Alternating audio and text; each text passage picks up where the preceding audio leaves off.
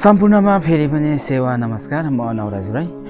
अहिले हालसालै यो अमेरिकाबाट इलिगल रूपमा बसोबास गर्दै आएको नेपालीहरूलाई जुन टिपुट गरेको भिडियोहरू एकदम भाइरल भइरहेछ नि, जुन अब अमेरिकाले जुन इलिगल रूपमा बसेको नेपालीहरूलाई चाहिँ एकदम अब होइन खोजी पठाउने कार्य, कहिले कुन एयरपोर्टमा छोड्यो, कतिजना छोड्यो, यस्तो भन्ने कुराहरू जुन एकदम भाइरल भिडियो भइरहेछ नि, यही कुरा चाहिँ एकदम के अब कस्तो हाम्रो नेपाली समाजमा चाहिँ उनीहरू चाहिँ एउटा क्रिमिनल जस्तो क्या। उनीहरू चाहिँ एकदम कसैले पनि विदेश जान त चाहँदैन, तैपनि अब होइन कस्तो हुन्छ नि, एउटा सुनौलो भविष्यको कारण सुखमय जीवन, एउटा सुनौलो भविष्य बनाउँछु भनेर नि उहाँहरू पनि जानुभएको थियो होला।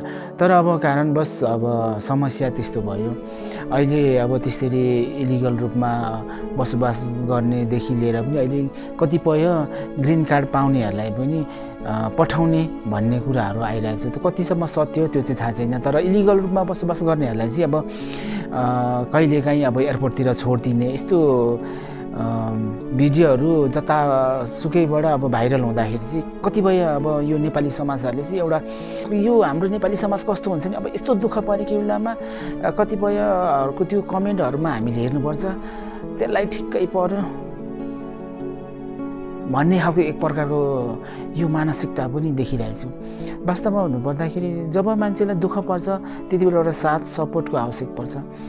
दुःखको त कुरा हो, अब यस्तो बेलामा कति दुःख शास्ति भइरहेछ। तर हाम्रो नेपाली समाजको कतिपय यस्ताहरू पनि छन् कि त्यो कमेन्टहरूमा हेर्नुपर्छ, ठिक्क पर्यो त्यसलाई, त्यही खोज्नु गएको थियो होइन भन्ने जस्तै पनि देखिन्छ। हुनु त वास्तवमा भन्नुपर्दाखेरि विदेश जाने कसैलाई पनि त रहर हुँदैन, तर सबैको आफ्नो आफ्नो सपना हुन्छ, कसैको मजबुरी हुन्छ र हरेकको आफ्नो सपना के अनुसार जिउने, कसरी जिउने, सबैको आफ्नो आफ्नो भनौँ न अधिकारको कुरा हो। उहाँहरूले पनि सायद सुनौलो भविष्य बनाउँछु भनेर केही सोचेर अगाडि जानुभएको थियो होला। अब समय अब भनौँ न कारणवश अहिले भनौँ न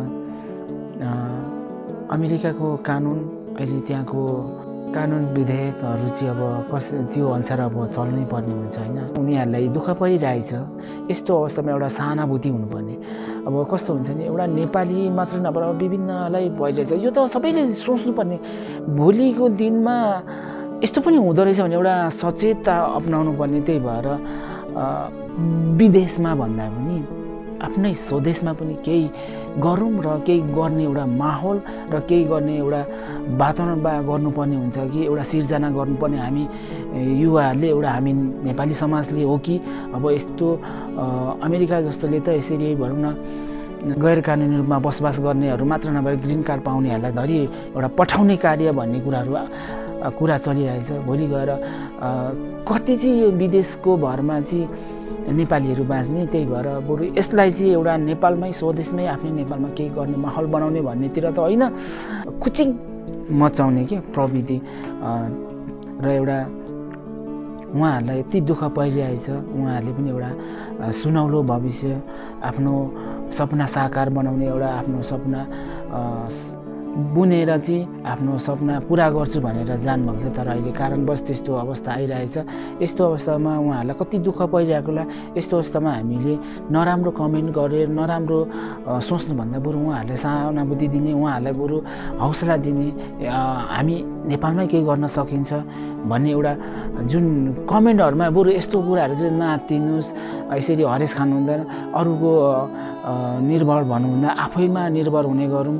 त्यही भएर अब हामी नै सक्षम हौँ, हामी नै केही गरौँ भन्ने एउटा कमेन्ट गर्नुभएको छ नि, त्यही कमेन्टमा चाहिँ तपाईँहरूले यस्तो हौसला, यस्तो सहानुभूति दिने गर्नुहोस् न।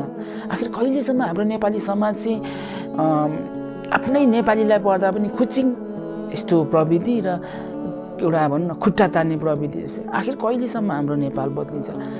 यही हाम्रो नेपाल यसरी कारणले अगाडि बढ्न नसकेको हो कि जस्तो लाग्छ। यो हाम्रो नेपाली समाजमा चाहिँ कस्तो नि, यो एकअर्कालाई खुट्टा तान्ने बानी कहिले पनि पछि नहट्नु। आखिर कहिलेसम्म यो हाम्रो नेपाली समाज चाहिँ यो कसैको खुट्टा तान्ने, आफ्नै नेपालीलाई परेको भने खुचिङ मचाउने, यो चाहिँ अलिकति नराम्रो चाहिँ लाग्यो।